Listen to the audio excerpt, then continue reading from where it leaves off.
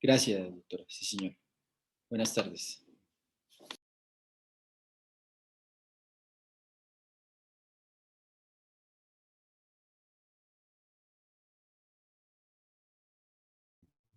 Hola.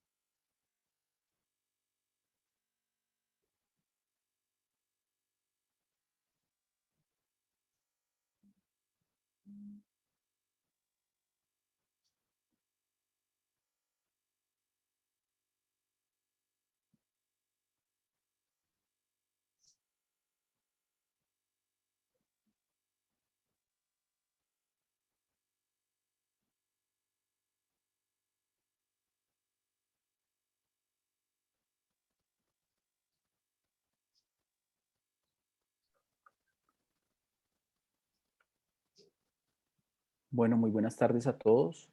Vamos a dar inicio a nuestro panel, sesión 3C, Derecho y Justicia Ambiental. Les voy a solicitar a nuestros panelistas enciendan sus cámaras para hacer la respectiva presentación del panel y poderles dar el inicio, dar el uso de la palabra y el inicio del panel. Ya están todos en pantalla. Listo.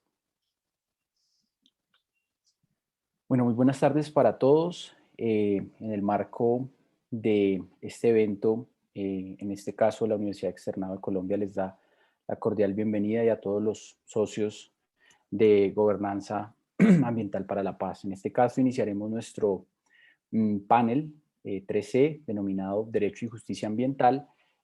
Vamos hasta las 3:30. Mi nombre es Luis Felipe Guzmán Jiménez, soy docente investigador de la Universidad Externado de Colombia del Departamento de Derecho del Medio Ambiente y me han encomendado ser el moderador de este panel.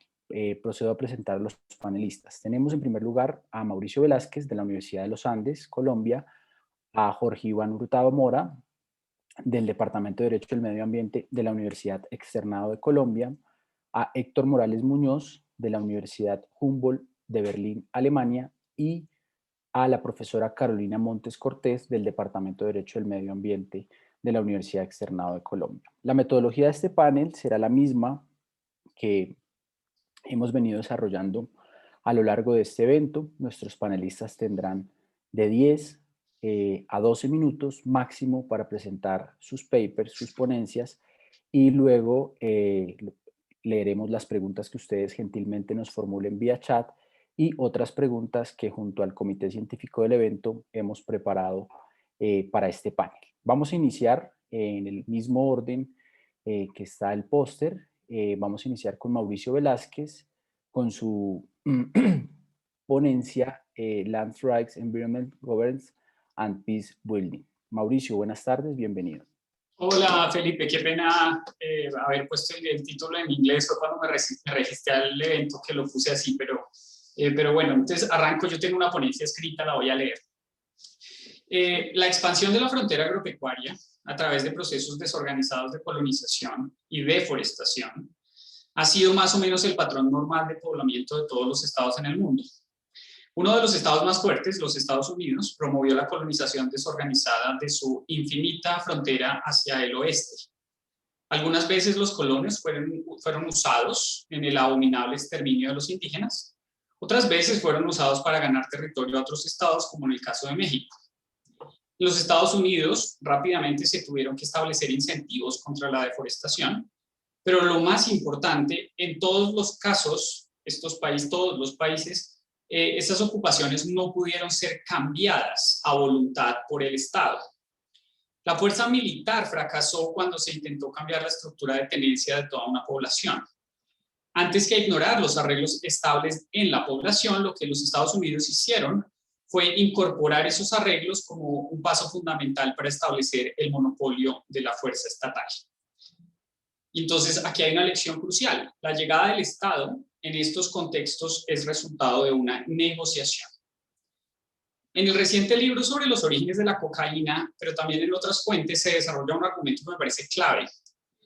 Al menos desde los años 60, todos los estados de la Panamazonía, como Colombia, Perú y Brasil, han pensado esa región como una gran zona de tierras baldías o una salida que permite una salida a los problemas de distribución de la tierra en las zonas centrales, así como un territorio virgen a ser ocupado. En Colombia se promovieron colonizaciones muchas veces con campesinos desplazados de la violencia en las zonas centrales y luego se abandonaron sus comunidades a su suerte. Otra parte del poblamiento se debió a fiebres de distintos productos. La más reciente y duradera ha sido la coca. A la vuelta de los años, dos mecanismos de reproducción económica se han impuesto: los cultivos ilícitos y el acaparamiento de tierras con ganadería extensiva, más recientemente el acaparamiento de tierras para monocultivos. Tenemos entonces que la ocupación de tierras en la Amazonía ha obedecido a un proceso de colonización dirigida y también espontánea, tanto de pequeños ocupantes como de inversionistas en el acaparamiento. Este no es un problema solo de nuestros estados. En realidad, ha sido el patrón de poblamiento de todos los estados en el mundo, solo que en los nuestros, este proceso puede amenazar la sobrevivencia de nuestra especie sobre la Tierra. Ahora bien, el siglo XIX de los Estados Unidos no tiene por qué ser el siglo XXI en Colombia. La Constitución del 91 indica, y la Corte Constitucional es clara, en que los baldíos son de la nación y no se pueden adquirir por la ocupación, y que adicionalmente la política de baldíos debe beneficiar a las comunidades campesinas. Pero en la Amazonía no solo hay campesinos o solamente acaparadores. Hay también una fuerte clase de ocupantes que tienen más tierra ocupada que la que podría permitir la ley para la adjudicación constitucional. Tenemos así el primer gran problema a resolver. ¿Cómo vamos a poder frenar la deforestación si lo primero que hay que hacer para llevar el Estado y recuperar las tierras baldías es producir una guerra civil para desalojar a miles de familias que no son campesinas? Y esta es obviamente una pregunta retórica. Ningún Estado tiene la capacidad para ocupar militarmente un territorio así. En el entretanto, podemos seguir esperando año tras año a que el Estado haga algo, mientras nuevas quemas de tierras siguen ampliando la ocupación. De hecho, entonces necesitamos pensar en grande como país para señalizar claramente los objetivos que la comunidad internacional debe cofinanciar. En mi opinión, necesitamos dos pasos cruciales. Dos pasos difíciles, dos pasos cruciales. Conceptualmente, el paso más ambicioso que necesitamos dar es considerar los baldíos nacionales en la Amazonía como una forma de pago por los servicios ambientales que prestan los colonos. En otras palabras, previa a la condición de haber cumplido con los objetivos de pagos por servicios ambientales, el ocupante adquiere la tierra a través de los servicios ecosistémicos que presta. Este sería un mecanismo progresivo que solo aplicaría hasta ciertos topes sobre las tierras. Ahora bien, dado que se trata de una transferencia a ocupantes no campesinos, ¿cómo podríamos hacer que esta política beneficie a campesinos como lo ordena la Corte? La respuesta sería un fondo internacional para la regularización de las tierras, parecido al fondo noruego para la lucha contra la deforestación que opera en Brasil, en donde la idea sería que el costo de las tierras baldías adjudicadas a través de pago por servicios ambientales que asume el Estado colombiano sea en realidad parcial o totalmente subrogado por el fondo con el fin de alimentar la fuente principal de tierras para los campesinos, que es el Fondo de Tierras de la Reforma Rural Integral. En otras palabras, la tierra baldía que sea asignada por encima de los topes actuales debe ser financiada por un fondo que beneficie exclusivamente a campesinos para comprar tierras en otras zonas. Una política de este tipo permitiría una regularización rápida y con ella un primer paso en la entrada no militar del Estado a esos territorios. Recapitulando, el esquema implicaría realismo frente a la dificultad de cambiar estructuras de tenencia de facto en zonas abandonadas por el Estado. Segundo, incentivos para la conservación sujetos a un proceso de verificación estricto. Tercero, transferencia de tierras de la nación con topes pagadas por la comunidad internacional. Y finalmente, el fortalecimiento del Fondo de Tierras para ampliar el acceso a tierras de los campesinos, quizás en zonas mejor conectadas con circuitos de comercialización. Esta política de asignación de derechos individuales debe estar acompañada, por supuesto, de la estricta protección de los parques y zonas de reservas forestales, donde se deben buscar mecanismos de acceso a tierras a través de modelos de uso como los que tiene Guatemala. Igualmente creo que la asignación colectiva de la tierra es un buen camino, como muestran algunas investigaciones sobre territorios colectivos o zonas de reserva campesina. Lo que enfatizo simplemente es que sin una vía realista de formalización tendremos muchas dificultades para que el Estado haga presencia efectiva con relación a todas las demás agendas urgentes en la Amazonía. Ahora bien, asignar la tierra no es suficiente. Necesitamos otro paso decisivo, que es el segundo paso que enfatizo. Esta vez en materia de institucionalidad territorial para la promoción de pago por servicios ambientales comunales. Cuando pensamos en el pago por servicios ambientales, imaginamos incentivos económicos para suspender acciones de deforestación. Vistas de ese modo, programas como REDD+ interrumpen flujos productivos deforestadores y los compensan. En nuestra investigación hemos observado dos problemas con esta manera de pensar el pago por servicios ambientales.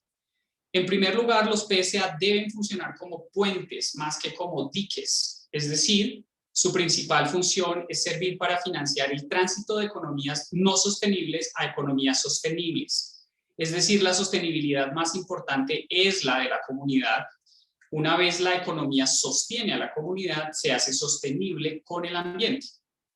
Ahora bien, si la sostenibilidad que más nos debe importar es la sostenibilidad de las economías comunitarias, los PSA deben, como mínimo, combinar incentivos individuales a nivel de finca, como los que discutí sobre formalización de tierras, con objetivos colectivos a nivel de vereda o zonas homogéneas para producir una transición comunal. Estos incentivos colectivos pueden incluir desde bienes públicos territoriales, como vías, centros de acopio, etcétera, hasta fondos de dinero para ser usados por cooperativas o cualquier otra forma de organización colectiva. Si Guatemala debe ayudarnos a pensar los esquemas de uso en parques naturales y reservas forestales, me parece que Costa Rica puede ayudarnos a pensar la institucionalidad que se requiere para los PSA en la Amazonía. Se trata de crear una agencia nacional ambiental, una agencia nacional de servicios ambientales, que sea la encargada de conseguir, financiar y ejecutar en asocio con entes territoriales las políticas de PSA.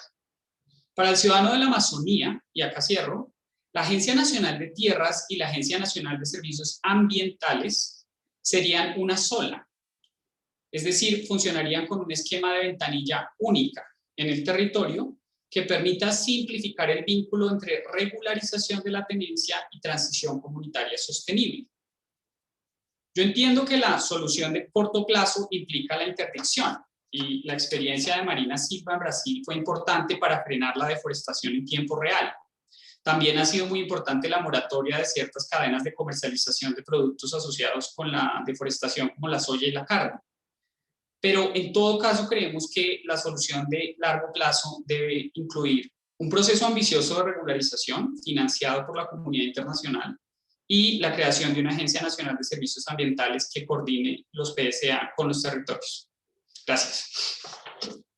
Muchas gracias, Mauricio. Les recuerdo a los panelistas que es importante que ustedes en la parte de abajo seleccionen español para que la traducción pueda hacerse de manera simultánea y también a los participantes, quienes deseen escucharlo en inglés, también pueden cambiar dicha opción. Continuamos con el doctor Jorge Iván Hurtado Mora, quien va a presentar su ponencia titulada Legalidad y participación ciudadana, legalidad y participación ciudadana ambiental, elementos indisolubles de una paz estable. Doctor Jorge Iván, le recordamos que tiene 10 minutos. Muchas gracias. ¿Está silenciado, doctor?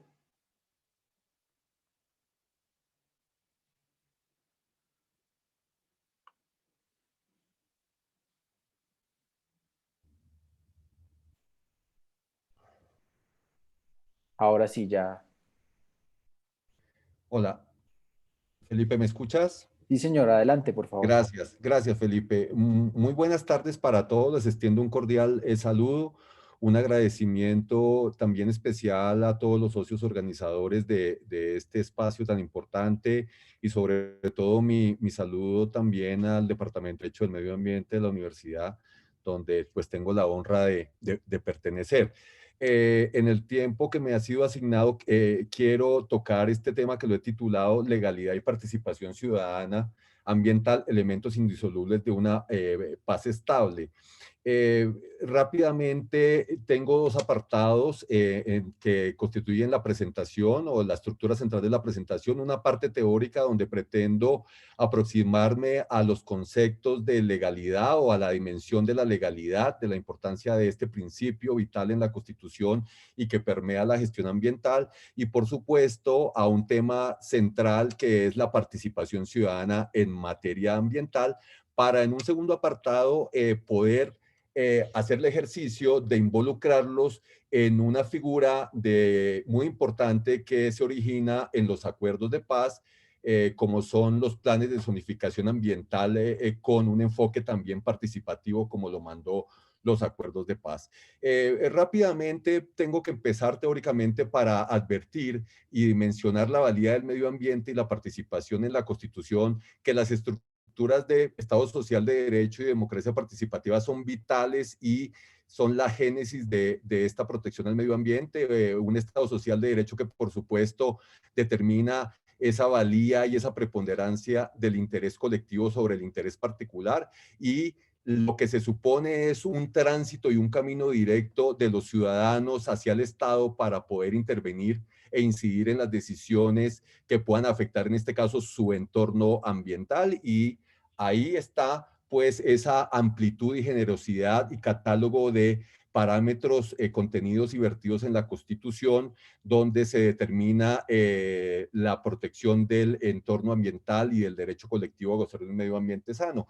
Por supuesto que también en el escenario del principio de legalidad, lo que pretendo relacionar acá es que ese interés colectivo y esa valía y la protección de un derecho que en ese ejercicio de ponderación que a veces ha hecho la Corte y que siempre tiene preponderancia dado su carácter colectivo, no está minimizado un principio vital en cualquier sistema democrático y cualquier sistema político como el nuestro, y es el principio de legalidad, un principio que determina la necesidad para el Estado, por supuesto, de tomar unas decisiones, y en este caso de la administración pública ambiental, sobre bases de sistemas normativos preexistentes, salvo los estados de excepción, y planteo acá algunos presupuestos para garantizar ese principio de legalidad, como son, en el caso de lo ambiental, una codificación de la legislación ambiental hoy inexistente en nuestro país. Hoy hay una dispersión normativa que no está atada a un sistema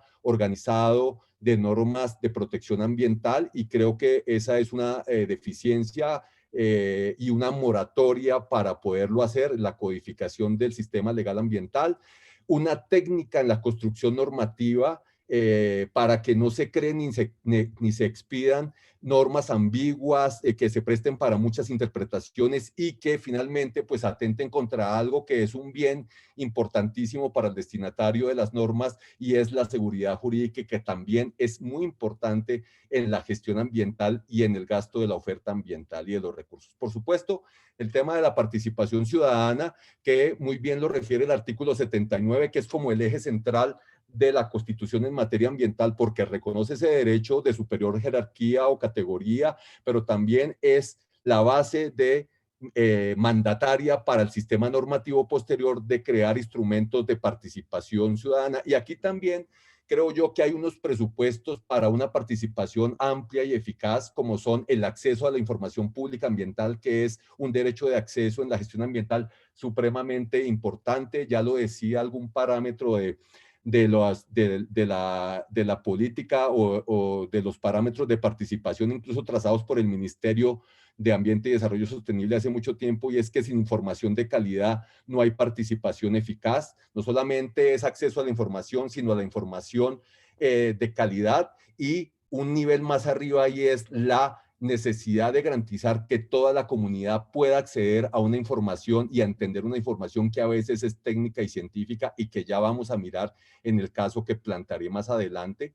También necesitamos para esos presupuestos de eficacia quizás subirle a la dosimetría de lo que es participar y disminuir a la socialización, en el entendido de que participar es involucrar a las comunidades en la construcción de los instrumentos de planeación ambiental, y socializar es solo darles cuenta a veces de un resultado de un producto en el cual no intervinieron, y esto marca quizás una ruptura muy importante frente a esa relación a veces de desconfianza que tiene la comunidad frente al estado ambiental. Ya esto llevado a esos presupuestos para lograr y contribuir a una paz sólida desde el ámbito ambiental, pues también tendría que determinarles unos presupuestos que creo que giran en torno a la construcción de relaciones gobernadas por la confianza, no por la desconfianza como están hoy. Hoy en los territorios hay muchos conflictos socioambientales que no están siendo gobernados por la confianza y que están haciendo el tránsito siempre de no ser resueltos en esta vía a veces administrativa, sino en las instancias judiciales, con lo que ello implica. Una salvaguarda del derecho colectivo, y esa es una obligación totalmente, digamos, imperativa del Estado, de salvaguardar un derecho totalmente poderoso en la Constitución. La comunidad también aquí tiene una responsabilidad como un elemento integrador del Estado. La comunidad, así, perdóneme, como los jueces, no pueden ser elementos que se salgan de una concepción de Estado integral y más allá y amén de, por supuesto, de esta atribución de los poderes y de esta autonomía que tiene cada instrumento en este sistema político. Y todo apunta a evitar la migración al estadio judicial cuando o mientras el derecho no se ha puesto en verdadera amenaza, sin una corresponsabilidad de poder valorar esos conflictos y subsanarlos en una instancia anterior.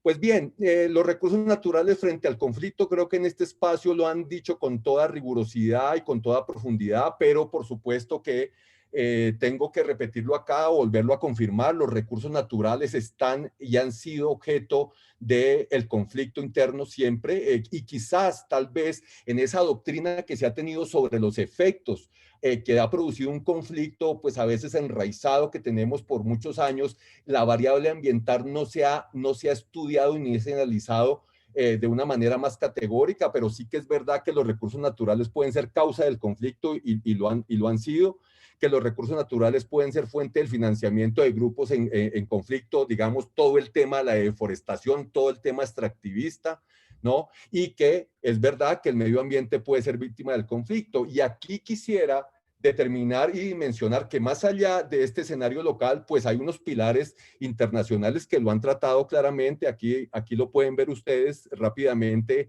en la presentación.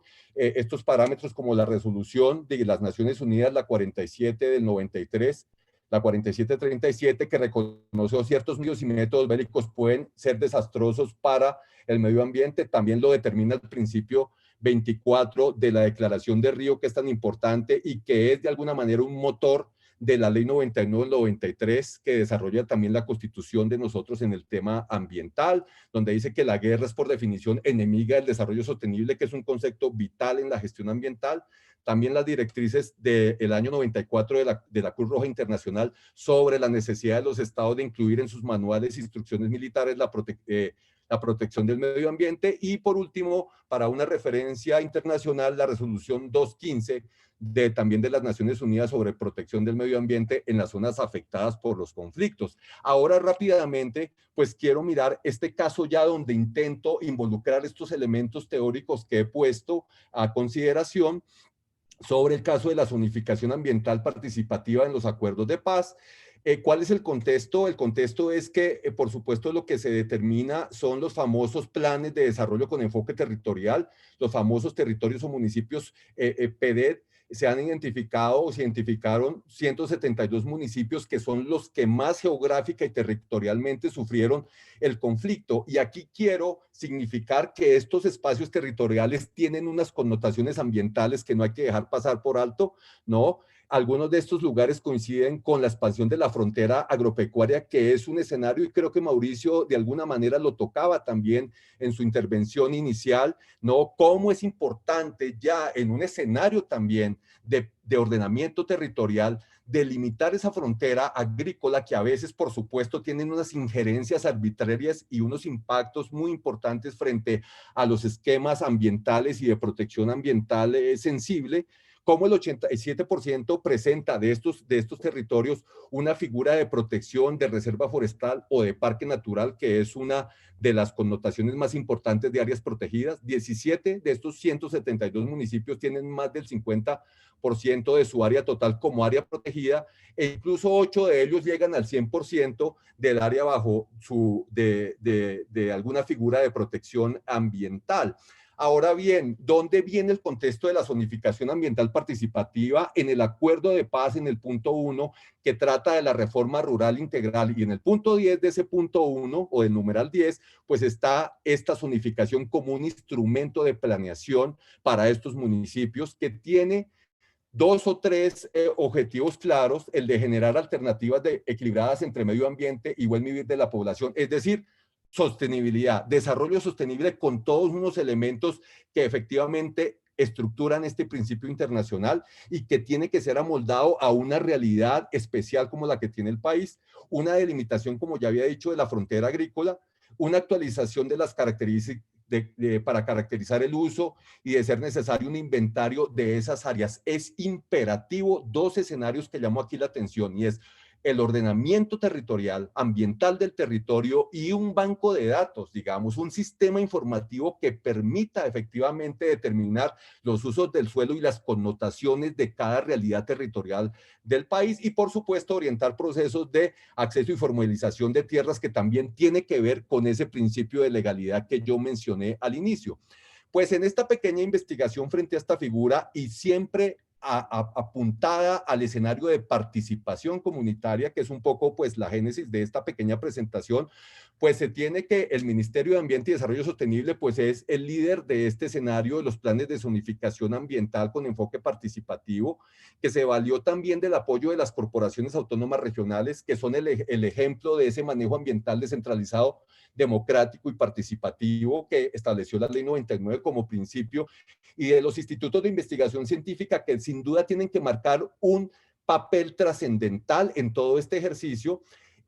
Y se definieron una metodología para las bases científicas para esos planes de zonificación ambiental, y se identificaron 7 áreas con alta oferta de servicios ecosistémicos, como los que ustedes pueden ver en letras de color azul en la presentación.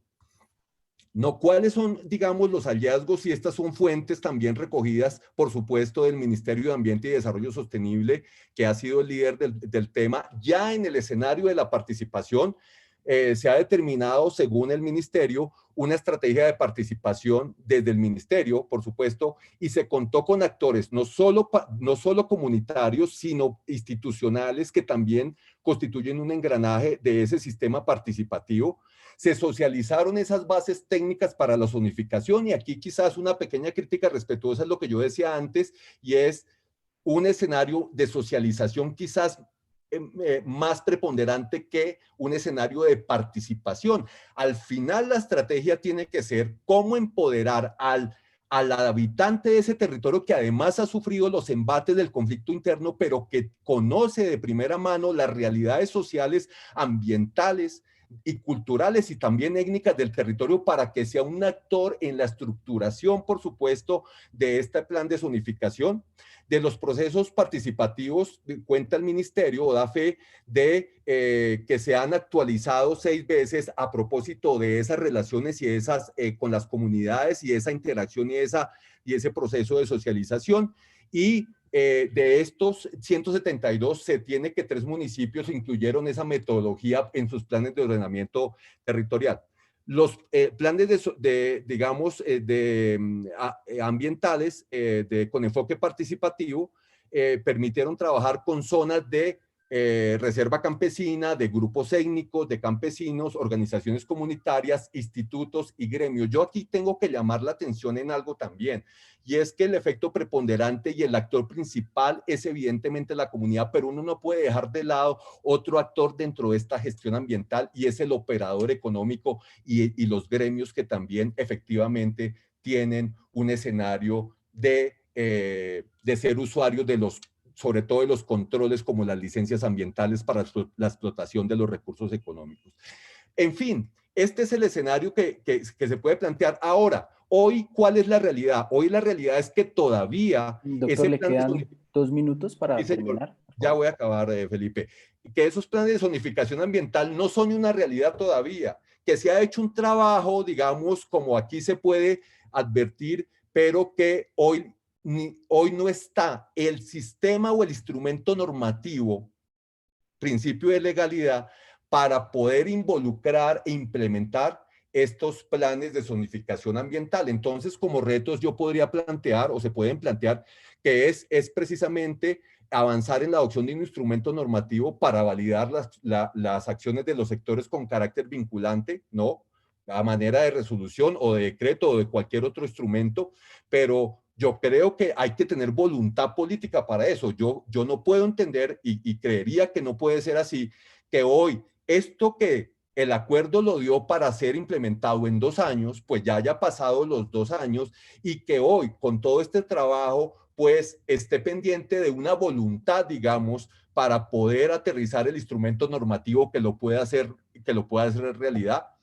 Este sector ambiental debe articularse con acciones propuestas sobre todo con temas tan importantes como los parques nacionales naturales. El diálogo de saberes urge ser implementado en las metodologías para que las técnicas de las entidades junto con la planificación comunitaria logren generar una real gobernanza ambiental.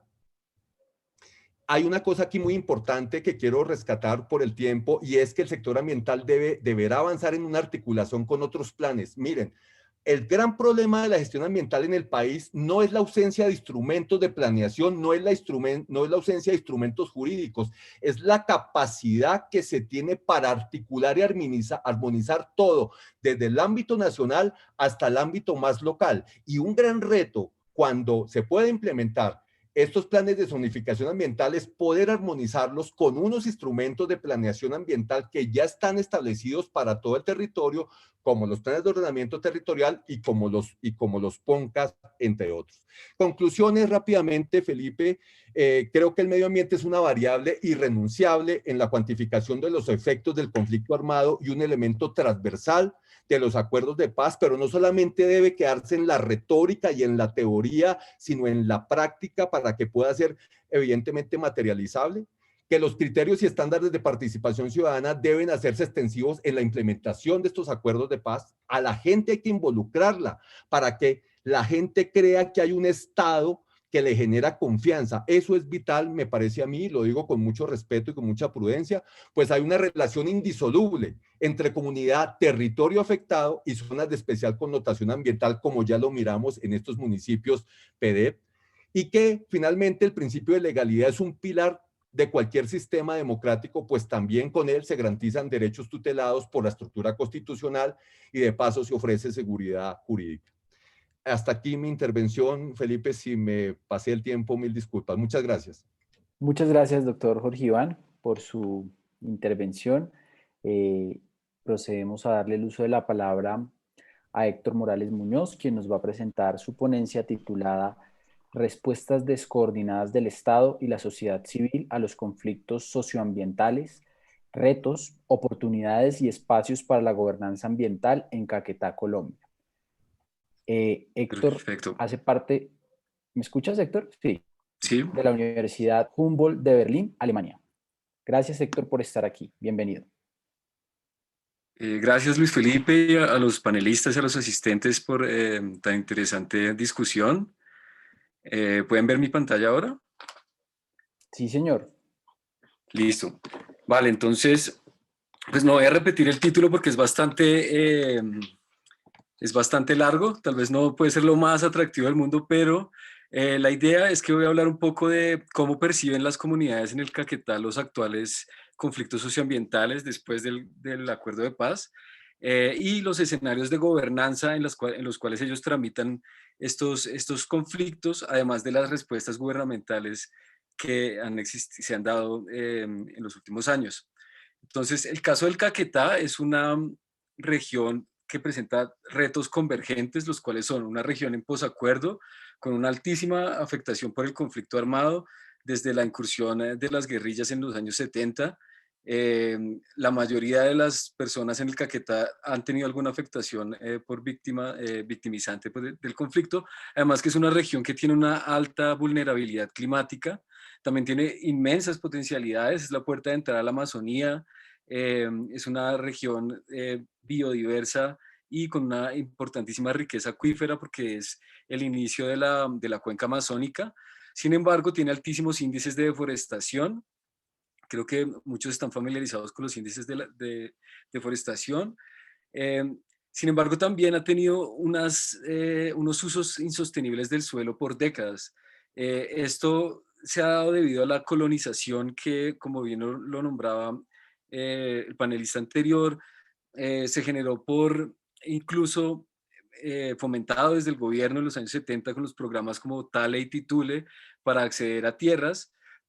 Y los usos insostenibles del suelo también se agravaron en los 80s con el ingreso de la coca y desde siempre ha sido como una fuente de explotación de recursos. Actualmente han entrado nuevos actores y existen grandes asimetrías de poder en la región. Entonces las preguntas de investigación de esta ponencia fue: ¿cuáles son los conflictos socioambientales y riesgos en Caquetá después de la firma del acuerdo de paz? ¿Y cuáles son las soluciones propuestas por el gobierno y las iniciativas referenciadas por la sociedad civil? La metodología que utilizamos fue una revisión bibliográfica de más de 150 documentos en temas de construcción de paz ambiental, sobre todo bajo la hipótesis de que los recursos naturales ofrecen y los retos medioambientales ofrecen una oportunidad de diálogo y de cooperación, más allá que una fuente de conflicto o de financiación meramente. Literatura sobre los conflictos socioambientales en Caquetá. Hicimos entrevistas semiestructuradas, 2 talleres, uno en Florencia con expertos locales campesinos, de gremios, indígenas, ONGs, hubo presencia de la gobernación del Caquetá también, y talleres virtuales implementando la metodología de sensibilidad al conflicto llamada Acción sin Daño,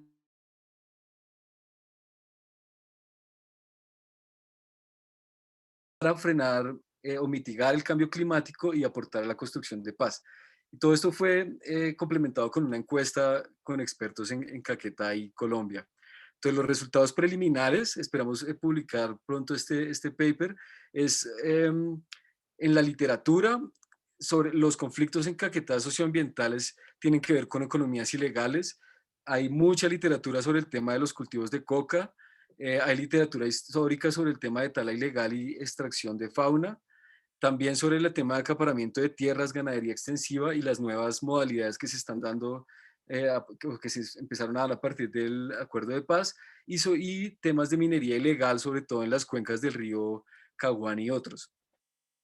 Respecto a lo que reportaron los entrevistados en el territorio, lo que hicimos fue primero pedirles que hicieran una lista de los conflictos socioambientales después de una definición que les proporcionamos. Ellos listaron estos conflictos y luego los priorizaron, cada uno con 2 votos. Entonces, en este momento, la deforestación es el gran problema, el gran conflicto socioambiental que ellos percibían, y algunos otros que están relacionados con las que son causas de la deforestación, como el acaparamiento de tierras, la ganadería extensiva, todo el tema de formalización de la propiedad, extracción petrolera y minerales.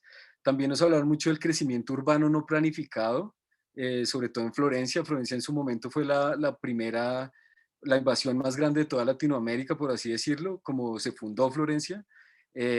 Bueno, etcétera. El tema de tráfico ilegal, y también el tema de la coca, aunque no fue priorizado, digamos. Eh, Respecto a los riesgos a futuro de los próximos 10 años, los participantes reportaron varios ítems y los agrupamos en 4.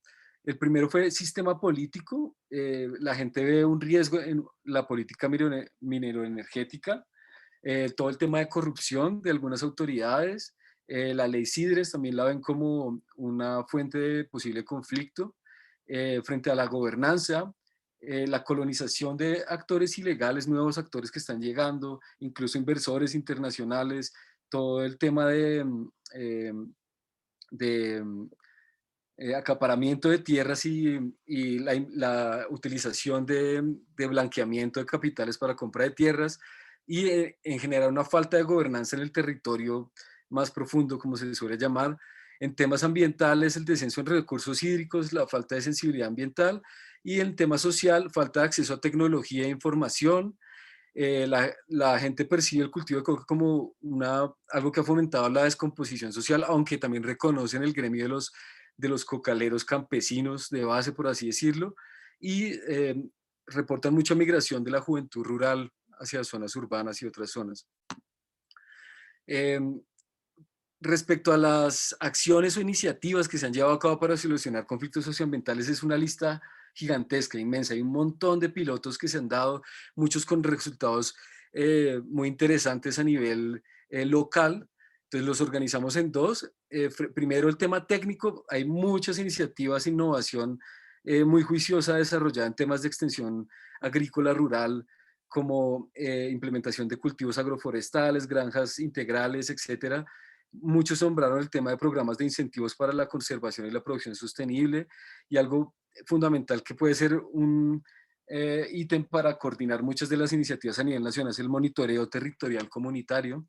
Y en temas de espacio de diálogo o de gobernanza, nombraron con mucho ahínco el nodo del cambio climático y subnodo regional para implementar planes de mitigación y adaptación al cambio climático, asojuntas, las juntas comunitarias, pero especialmente con énfasis en generar comités de convivencia y que se puedan tener más poder de decisión en esas juntas comunitarias a nivel local, o que por lo menos se vinculen con los otros innumerables escenarios de gobernanza que hay.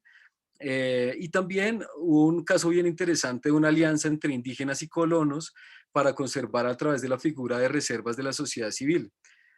También hablar mucho de la necesidad de métodos alternativos de resolución de conflictos, cómo se tratan estos sistemáticamente para no llegar al escalamiento violento del conflicto, e incluso para no llegar a estrados judiciales.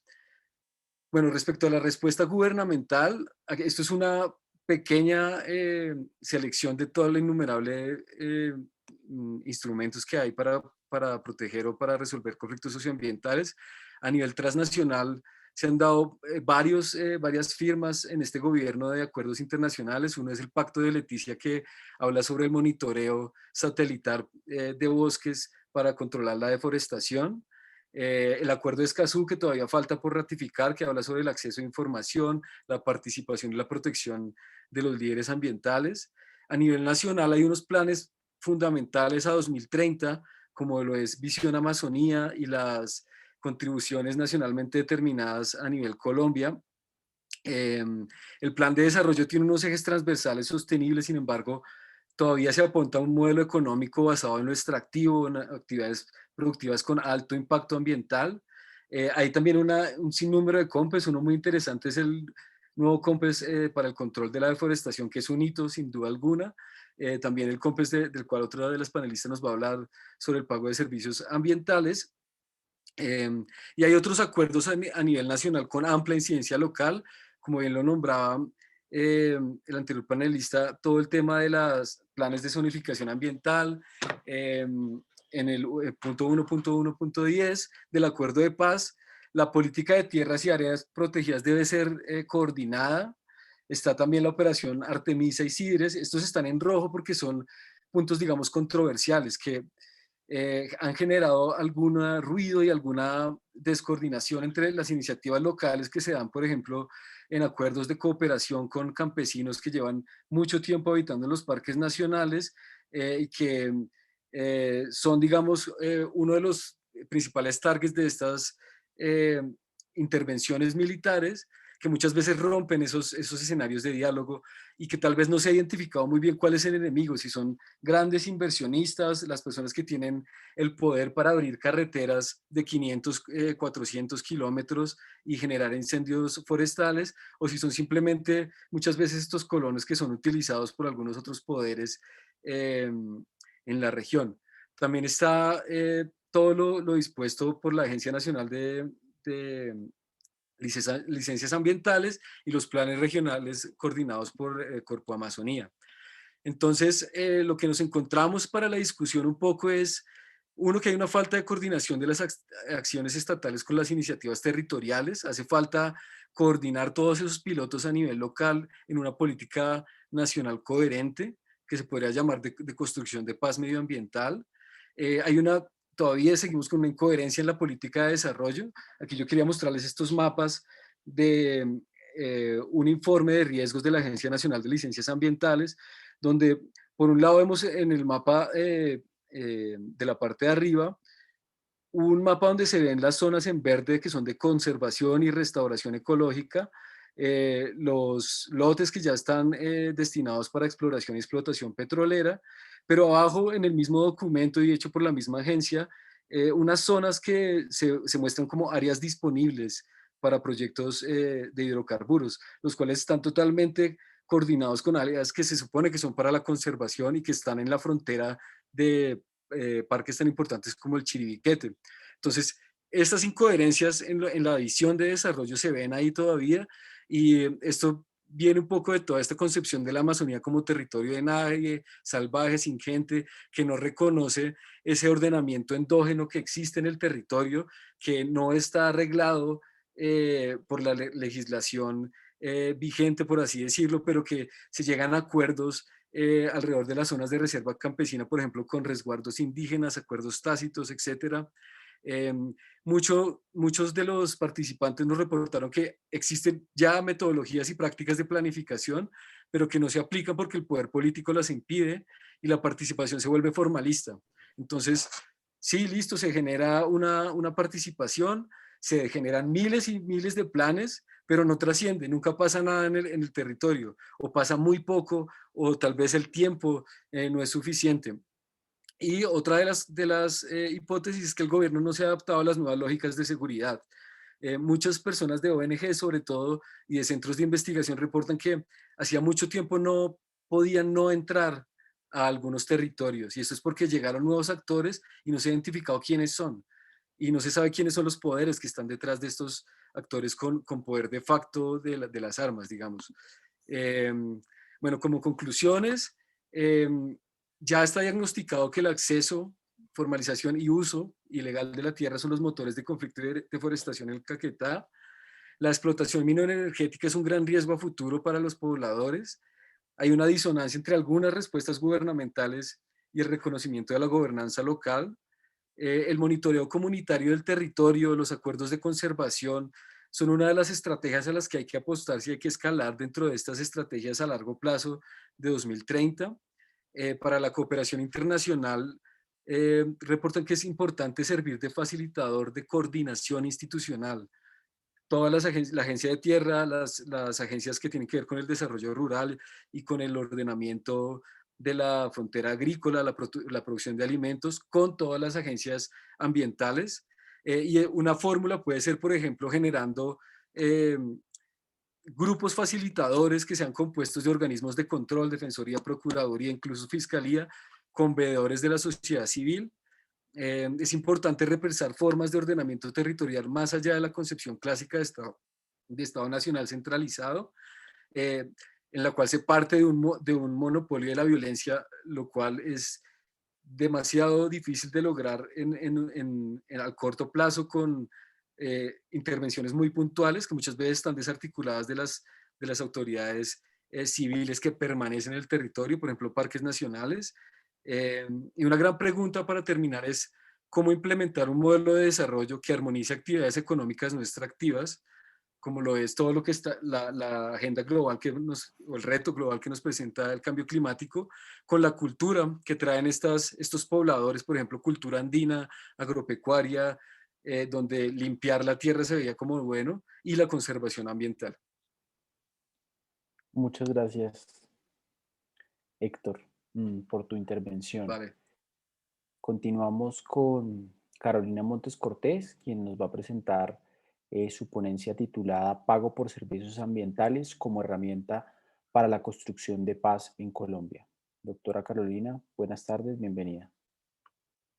Gracias, Luis Felipe, y gracias a los organizadores del evento por darme esta oportunidad de presentar estas pequeñas reflexiones en torno a este tema. El tema pues mío es mucho más general, voy a presentarlo en torno a una pregunta orientadora, y es ¿cómo ha apoyado el derecho ambiental la construcción de la paz en Colombia? Para poder nosotros dar respuesta a esta pregunta, lo que tenemos es que remontarnos a lo que ocurrió en La Habana con la firma del acuerdo final, y esto pues las implicaciones que tuvo para la institucionalidad y para el ordenamiento jurídico colombiano. ¿Por qué se tenían que hacer adecuaciones en torno al ordenamiento jurídico y a la institucionalidad? Porque estábamos frente a una nueva visión de Colombia, a una Colombia en paz, que requería de estas adecuaciones desde lo ambiental bajo dos postulados fundamentales. El primero, la equidad en el acceso a los recursos naturales. Y el segundo, el respeto por la naturaleza, tanto a sus recursos naturales como renovables como no renovables. Ambos presupuestos que han sido contemplados en la Constitución del 91 como fundamentales para alcanzar el desarrollo sostenible. Recordemos que bajo este contexto fue diseñado este procedimiento legislativo especial para la paz para facilitar la implementación de este acuerdo. Pero, ¿cuáles fueron esos puntos del acuerdo final que desde lo ambiental se debían desarrollar normativamente por parte del gobierno nacional? Primero, es importante recordar que el acuerdo final no incluyó un capítulo ambiental, y sencillamente no incluyó un capítulo ambiental porque se argumentó que el tema ambiental era tan importante que la construcción de para la construcción de una paz estable y duradera, que lo adecuado era incluir el tema de forma transversal y no limitarlo a un solo capítulo. En ese orden de ideas, lo que nosotros encontramos es que temas puntualmente ambientales fueron incluidos en 3 puntos específicos del acuerdo final. El primero, hacia un nuevo campo colombiano, reforma rural integral. El segundo punto que incluyó fue el punto 3, en torno al fin del conflicto. Y en el punto 4, sobre la solución a los problemas de drogas ilícitas. Fueron los puntos 1 y 4 los que mayor contenido ambiental tuvieron en su momento. Veamos rápidamente. En el punto 1 de reforma rural integral se incluyeron 2 aspectos fundamentales: la planeación socioambiental sostenible del territorio, ordenamiento ambiental del territorio, y el segundo, el cierre de la frontera agrícola. En su momento se propuso empezar por este segundo punto del cierre de la frontera agrícola a través de un plan de zonificación ambiental para poder hacer un inventario de las zonas de manejo especial y a partir de esta zonificación ambiental poder priorizar: primero, zonas de conservación; segundo, zonas de reserva forestal; tercero, zonas de protección hídrica; y en cuarto lugar, zonas de protección. ¿Qué pasó? Pero ¿cuáles fueron los temas puntuales también específicos que incluyó posteriormente el artículo 3?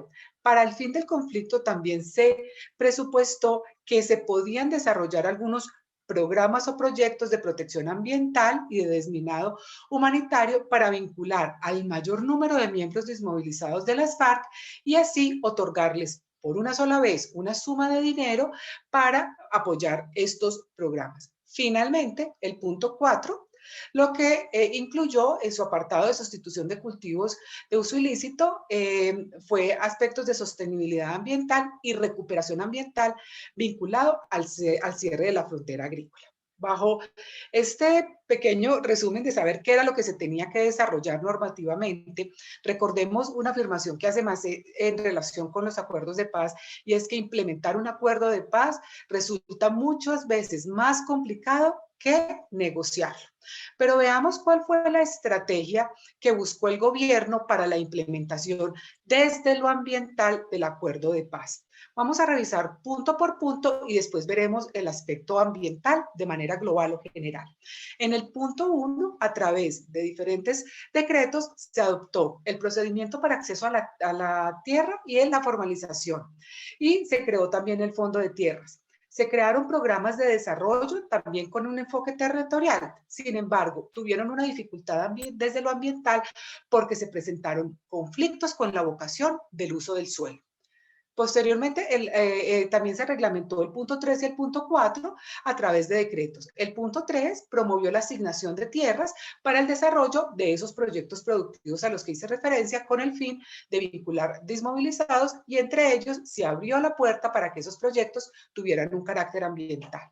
Finalmente, el punto 4, a través también de decretos, se creó este Programa Nacional Integral de Sustitución de Cultivos de Uso Ilícito, que también promovió la erradicación de cultivos de uso ilícito, especialmente en zonas de parques nacionales naturales, logrando, como se evidencia en los informes, que en el 2019 ya 10 de los 23 parques con cultivos ilícitos pues estaban libres de este tipo de cultivos. El reto se constituyó entonces en poder mantener estos parques libres de cultivos. También en el punto 3, con este nuevo decreto, se buscó y se logró vincular a más de 3.000 excombatientes a programas ambientales. ¿Cómo se reforzó este tema desde el sector de ambiente y desarrollo sostenible? Pues se desarrolló a través de la figura de pago por servicios ambientales. ¿Con qué? Con dos instrumentos principales. El primero, Política y Programa Nacional de Pago por Servicios Ambientales. Y el segundo, el Decreto Ley 870 del año 2017, que buscaba ponerle un poco a tierra también a esto que se diseñó. ¿Cuáles fueron las razones fundamentales para elegir el pago por servicios ambientales como instrumento idóneo para alcanzar la paz estable y duradera desde lo ambiental? Primero, que Colombia es un país con gran biodiversidad, que tiene una cobertura boscosa superior al 50% del territorio y que de esa biodiversidad se podrían obtener servicios ambientales. Segundo, que por décadas se habían presentado algunas presiones sobre estos recursos naturales de patrimonio natural. Y tercero, que la construcción requería de una estrategia innovadora, incluyente y equitativa, y que el pago por servicios ambientales podría cumplir estas funciones. ¿Cuáles fueron los obstáculos que se buscaron superar? Primero, la desarticulación institucional. Segundo, la duplicidad de esfuerzos. Y tercero, las inversiones de baja calidad. Sin embargo, pues esto son proyectos de largo alcance en donde las metas se finalizan de cumplir en el año 2026, por lo tanto, estamos, aunque va en desarrollo, es muy prematuro decir si el programa sirvió o no sirvió. ¿Cómo se integraron los diferentes puntos del acuerdo en este plan o en esta política de pago por servicios ambientales? En un programa fundamental, que fue el Programa de Conservación y Uso Sostenible del Capital Natural, denominado Colombia Sostenible. Este programa tuvo 4 subprogramas. El primero, de ordenamiento ambiental del territorio, que le apuntó directamente a cumplir las expectativas del punto 1. El segundo, el fortalecimiento de la gobernanza ambiental, que fue transversal para el punto 1, 3 y 4. El tercero, las alternativas económicas ambientalmente sostenibles, que le apuntaba a cumplir expectativas del punto 3. Y el cuarto, la recuperación y conservación de ecosistemas estratégicos, que le apuntaba a cumplir el punto 4. ¿Cuál fue la ventaja de la figura? Pues que se constituyó en un apoyo efectivo para resolver conflictos ambientales y sociales, porque bajo su amparo se podrían alternar actividades productivas y actividades de conservación ambiental. Por eso la implementación de los pagos por servicios ambientales podían complementar la gestión ambiental con el desarrollo rural, lo cual podía contribuir a la transformación del campo colombiano. Finalmente, el decreto 870 del año 2017 pues, fue expedido para poder, como les decía, poner ese polo a tierra de los lineamientos del pago por servicios ambientales incluidos en la política del COMPES 3886. Y este desarrolló dos tipos de instrumentos. En primer lugar, el pago por servicios ambientales y el segundo, los incentivos a la conservación. El propósito de la norma era generar servicios ambientales a partir de estrategias de preservación y restauración de ecosistemas. ¿Cuál ha sido es la dificultad de esta figura? Pues que no era una figura nueva, que ya se ha estado implementando en el territorio nacional, que existían estos instrumentos desde el año 73 y que lo que se buscó con ello pues fue darle un giro a este tipo de incentivos. Uno de los inconvenientes que presentó este decreto fue la posibilidad que se incluyó para que los beneficiarios de licencias ambientales pudieran realizar compensaciones a través de la figura. Sin embargo, a través del fallo C644 del año 2017, esto fue declarado inexequible por la Corte Constitucional. El balance. El balance realizado permite afirmar que después de la firma del acuerdo y después del desarrollo que se ha dado, este desarrollo normativo como tal ha estado incompleto, pues no se utilizaron al máximo las posibilidades que le brindaba este procedimiento especial para que el presidente reglamentara completamente la figura.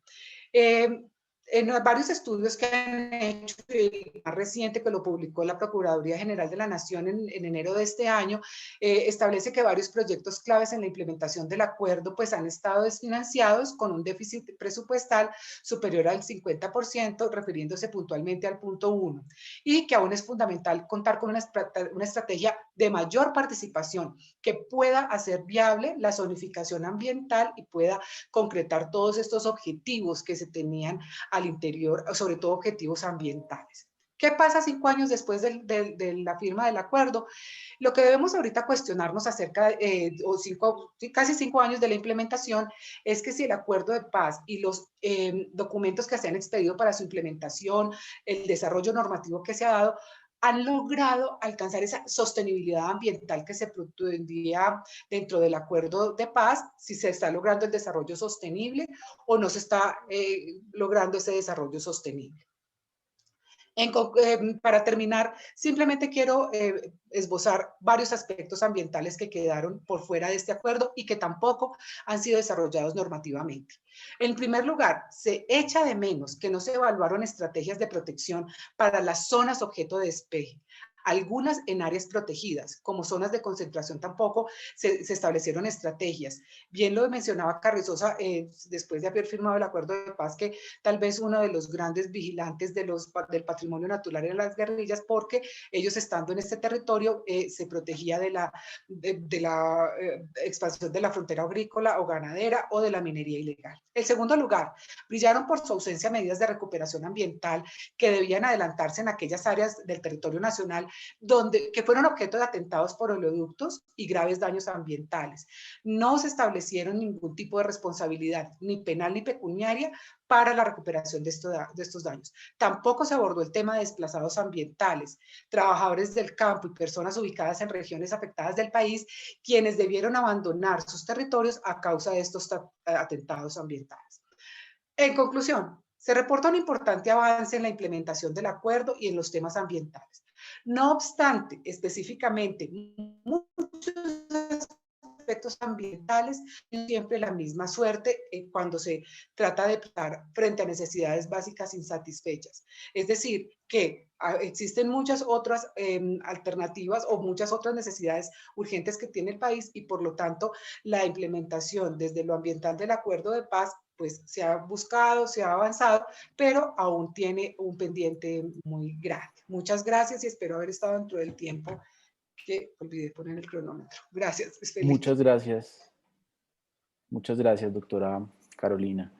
Bueno, vamos a aprovechar los minutos que nos restan de este panel para conversar un poco de algunas preguntas que hemos preparado para ustedes y que gentilmente los asistentes a este panel también nos han compartido vía chat.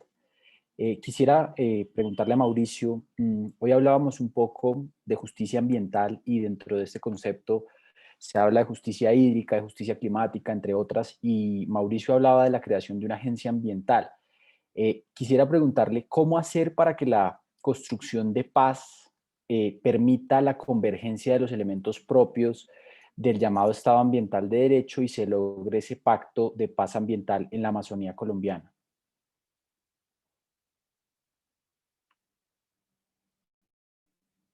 Estás silenciado, Mauricio. Ya. Gracias, Luis Felipe. Decía que es una pregunta muy fácil, yo creo que la puedo responder muy rápido. Mira, yo creo que digamos, la firma de los acuerdos de paz es una oportunidad interesante, parecida a la que hubo cuando se firmó la paz entre liberales y conservadores al final de la violencia entre los partidos. Incidentalmente también fue, digamos, de la misma trascendencia, por ejemplo, la paz después de la guerra civil en los Estados Unidos. En todos esos procesos de paz, lo que se abrió fue la posibilidad de hacer una convergencia entre agendas, por ejemplo, de tierras y agendas, digamos, de lo que estaba necesitando la comunidad. Recuerda, por ejemplo, el plebiscito del 57 definió que se ampliara el presupuesto para la educación en un 10%. Eso hizo que hoy en día, digamos, tuviéramos escuelas rurales en casi todas las partes del país. Ese proceso se originó allá. La formalización de la tierra en toda la región andina se hizo posible gracias a esa paz entre liberales y conservadores. Hoy en día es distinta la pregunta en la zona de la Amazonía, en parte porque no estoy seguro de que estemos en un periodo ya de implementación de la paz. Es decir, luego de 5 años de una implementación tan mediocre y de una expansión de la violencia tan drástica, yo no sé si ya se cerró la ventana de oportunidad, francamente. Entonces, pero suponiendo que todavía existe esa ventana, sí creo que la pregunta en la Amazonía ya no es solamente una pregunta de desarrollo del Estado, sino que es, como tú dices, un tema de justicia ambiental y, digamos, yo diría que es hacer la paz con las comunidades que viven en esos territorios. Nosotros como sociedad no hemos tenido un proceso de paz con esas comunidades y eso, por supuesto, que implica un compromiso del Estado colombiano, de la sociedad como tal, pero también un compromiso de digamos, de la comunidad internacional. Yo creo que no lo podemos lograr solos. Realmente lo que normalmente hacen los países cuando están solos y no implica un tema tan grave, digamos, como una amenaza existencial que es el fin de la Amazonía, lo que normalmente hacen los países es entrar en procesos de formalización y legalización de las ocupaciones de tierra y construcción de Estado, carreteras, todo tipo de cosas en un sentido muy desarrollista. No podemos hacer eso en la Amazonía. Entonces, porque no podemos hacer eso en la Amazonía, necesitamos unos equilibrios completamente diferentes. Yo la verdad no creo que tengamos muy buenas experiencias internacionales de cómo hacer esto. Entonces creo que precisamente la diferencia entre lo que fue la paz de los liberales y los conservadores en la región andina y la paz en la Amazonía va a depender de que tengamos conciencia de este problema ambiental. Pero lo que me temo es que esto no se va a lograr con medidas pequeñas. Digamos, casi siempre lo pequeño es lo hermoso, pero en este caso no. O sea, en este caso, si no tenemos una apuesta global de gran escala, no creo que sea muy fácil lograr el objetivo. Sí, esa es mi respuesta. Gracias, Mauricio. Para Jorge Iván, mencionaba esta mañana Rodrigo Botero la problemática de la deforestación en la Amazonía colombiana como una piedra para la construcción de paz. Y por supuesto, el fenómeno madre de la deforestación hoy es la apropiación ilegal de tierras. Mencionaba Héctor la caracterización que hizo en el departamento del Caquetá como uno de los conflictos. Y entonces yo quisiera preguntarle a Jorge Iván si usted cree que para afrontar estos conflictos relacionados con temas ambientales, pero también con la llamada paz territorial, sea necesario hablar de una jurisdicción o especialidad ambiental en Colombia. Sí, Felipe, creo que le doy la respuesta tajante y después intento desarrollar un poco el argumento de la misma. La respuesta tajante es que sí. Y más allá de los temas puntuales que usted ha referido, del doctor Botero y de Héctor, sí que es verdad que voy a hacerlo de, un tema, de una manera más amplia en lo que creo yo está ocurriendo. Y es lo que un poco también decía en mi intervención, y es el tránsito de toda la migración, de toda la conflictividad socioambiental a la justicia, ¿no? Y aquí pues una lectura sería que pues están bienvenidos los jueces porque los jueces son aquellos llamados a equilibrar o a volver al equilibrio a lo que de alguna manera se rompió o lo que no se pudo salvaguardar. Pero hoy también estamos asistiendo a, digamos, a un juez que está tomando decisiones y esa es una posición mía que quiero bastante, con todo el respeto y la prudencia por quien piensa diferente en este sentido, y es donde se están impartiendo órdenes al Estado sin que a veces se tenga conciencia, más allá de la jurídica, sin involucrar otros elementos de cómo hacer esos fallos y esas ordenanzas eficaces, es decir, cómo lograr que más allá del reconocimiento de un derecho se logre la eficacia de ese reconocimiento. En términos mundanos, pues de nada me sirve a mí como juez impartir 5 órdenes o 20 órdenes en una sentencia donde, por ejemplo, declaro como sujeto de derechos un elemento de la naturaleza, si yo siendo parte, digamos, de alguna manera del Estado, aunque tengo un escenario y un ámbito de independencia, pues no soy consciente de cuál es, digamos, la dinámica del Estado y la capacidad que tiene para poder cumplirlo.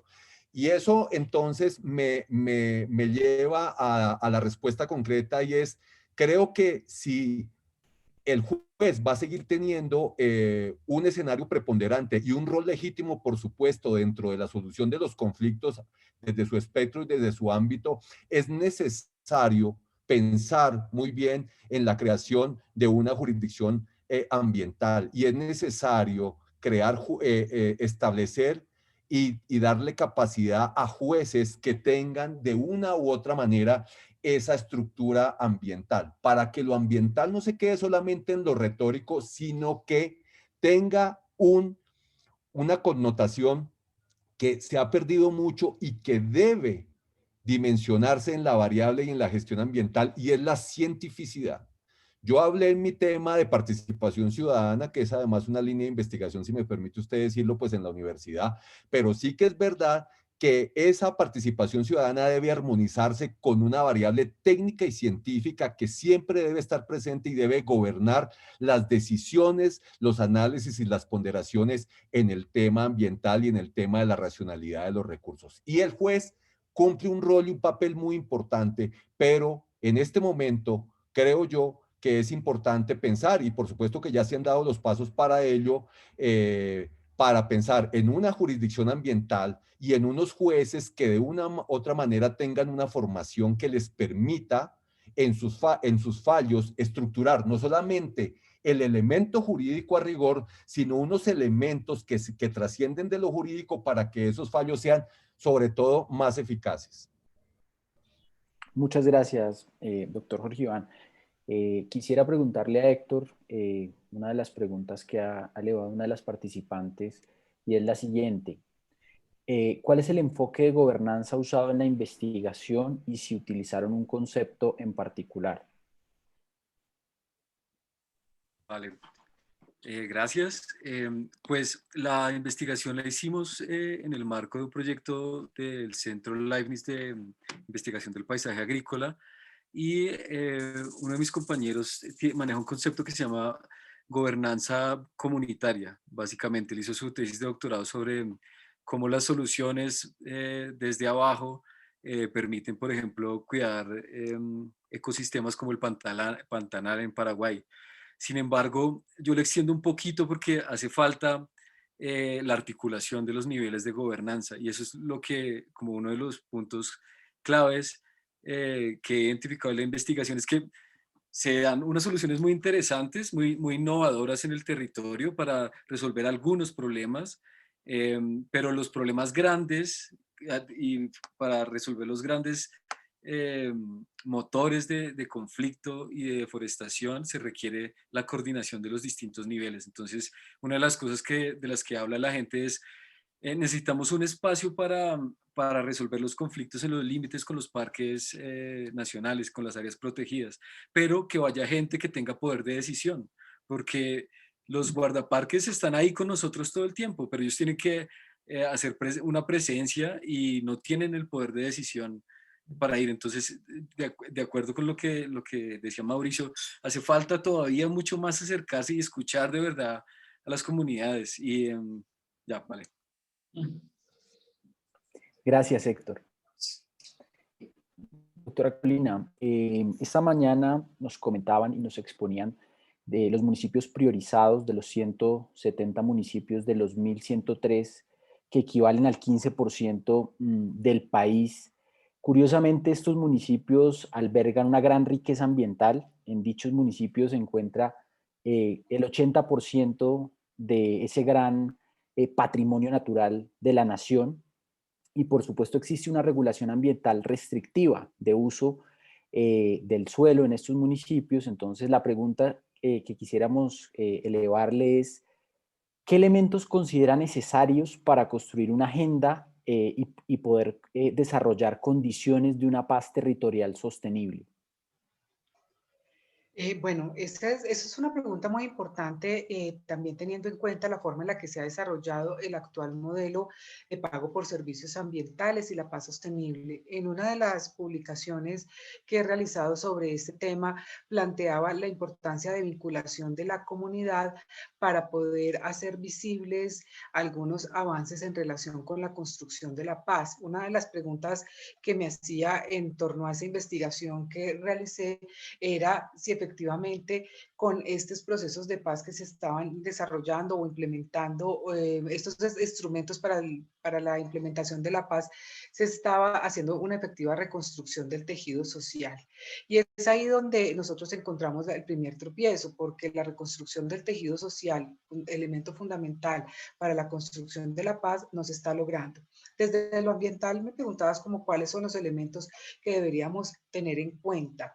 En mi sentir, y no quiero mostrarme pesimista, creo que falta estructurar un poco mejor esta figura del pago por servicios ambientales, porque poder determinar y encontrar recursos para que este pago que se da por el servicio ambiental, que evita la deforestación, que promueve la conservación ambiental, sea económicamente viable para una familia y no que se le paguen 600.000 pesos al año o 1.000.000 de pesos al año, pues eso para la familia no es suficiente para vivir, versus otros cultivos, incluyendo los cultivos de uso ilícito, que están dando una mucho mayor remuneración por mantenerlos. Entonces, yo creo que la estrategia tendría que ser apostarle definitivamente y que Colombia se sincere si quiere vivir de su patrimonio natural, de la conservación del patrimonio natural, o necesita seguir priorizando otros aspectos fundamentales como estas necesidades básicas insatisfechas a las que hemos hecho referencia. Mientras siga pagándose tampoco por el servicio ambiental, no se valore adecuadamente ese servicio ambiental, pues definitivamente va a ser muy difícil la reconstrucción del servicio, del tejido social a partir de la figura del pago por servicios ambientales. Entonces, sería la modificación de esta figura. Muchas gracias, doctora Carolina. Finalmente, y para respetar el tiempo que nos han asignado y que puedan participar de la conferencia de cierre, quisiera hacerles una pregunta para respuesta corta a todos. La misma pregunta, y es, hemos visto a lo largo y ancho de este día y por supuesto de la experticia de todos ustedes que es necesario hacer mejoras normativas, mejoras de articulación, de coordinación. Si pudieran escoger solamente una mejora de algún instrumento del derecho ambiental colombiano para fortalecer la sostenibilidad en el escenario de posacuerdo o posconflicto, como lo llaman algunos, ¿cuál sería, Mauricio? Sí, fíjate que ahí es donde está, creo yo, uno de los nudos, y es que el derecho ambiental tiene que ir de la mano del derecho de tierras o del derecho agrario. Esas dos cosas tienen que ir juntas. Entonces, claro, desde mi experticia yo priorizaría una reforma al régimen de baldíos que tuviera un enfoque territorial y que pudiera ser específico para la Amazonía, ¿sí? Digamos que el problema de las normas de baldíos es que como se hace para todo el país, pues la gente que se está robando los baldíos en Boyacá tiene una situación totalmente diferente a la gente que está ocupando tierras en el Caquetá. Y entonces se necesita que la norma solo aplique en la Amazonía y que ayude a destrabar este problema de cómo le damos la tierra a los campesinos, pero a la vez cómo le damos realismo a lo que está pasando en los territorios, porque es bien difícil con una idea tan romántica como la que tenemos en Bogotá, de que por una parte digamos, el campesino es como el sujeto maravilla y por otra parte el que tiene más de una cierta, digamos, más de una UAF es el monstruo. Entonces tú vas al territorio y pues gente puede tener más de una UAF y estar ahí hace muchísimo tiempo. Entonces necesitamos realmente saber distinguir como quien dice, quién es el acaparador que está talando la selva con fines de especulación.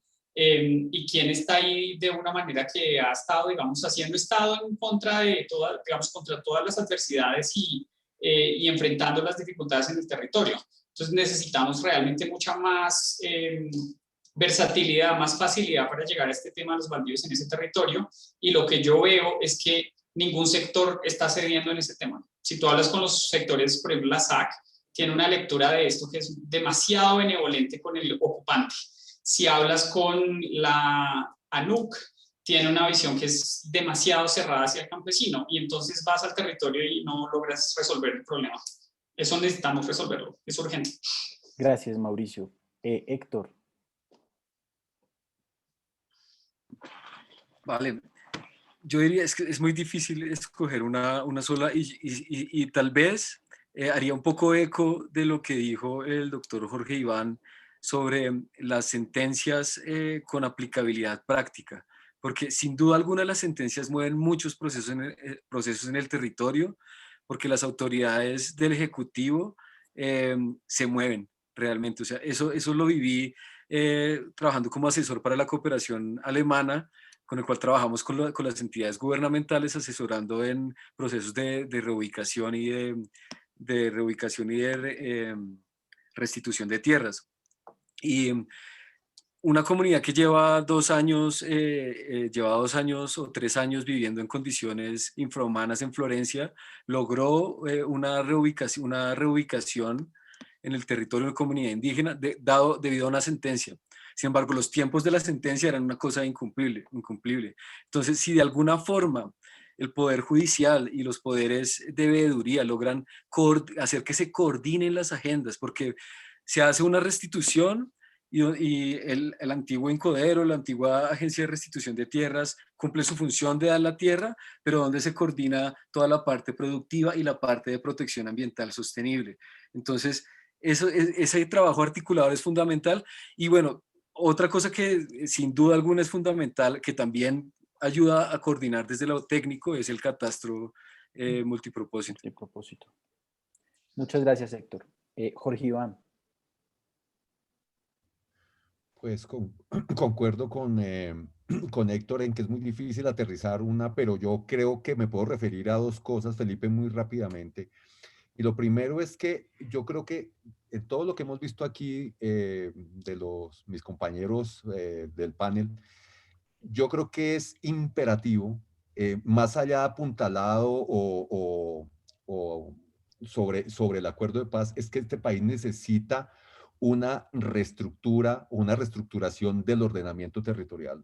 Es clave, digamos, este país tiene un desorden territorial inimaginable que impacta, pues, por supuesto, en los usos del suelo y en el tema ambiental. Hay una proliferación de instrumentos de planeación tanto nacionales como locales, en aquello de la autonomía y de funciones ambientales que tiene desde el Ministerio de Ambiente y Desarrollo Sostenible, pasando por las corporaciones, por las autoridades ambientales urbanas y bajando hasta el último municipio del país, por supuesto que con una amplia, digamos, gama de funciones, de competencias y discrecionalidad normativa, a veces lo que está pasando es que esos elementos y esos instrumentos se cruzan, no son compatibles, hay un desorden que también no ofrece seguridad jurídica, y es imperativo ponerse a punto en ese orden territorial frente a los acuerdos de paz que de alguna manera ya hemos esbozado en materia ambiental, y eso redundaría en algo que también podría ser, y son los instrumentos de control.